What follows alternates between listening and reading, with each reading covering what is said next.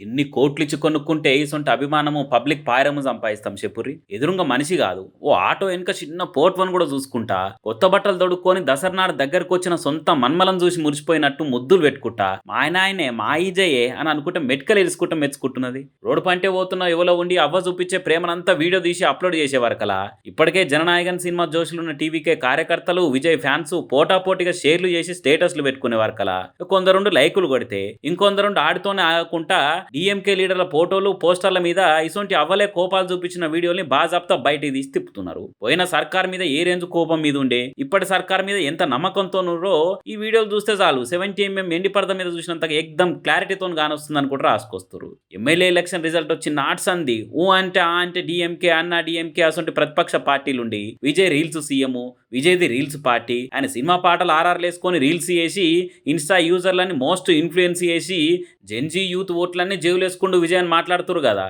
ఇప్పుడు చెప్పుర్రి మరి. ఈ అవ్వనేనా మీరు చెప్పే జెన్‌జీ కిడ్డు?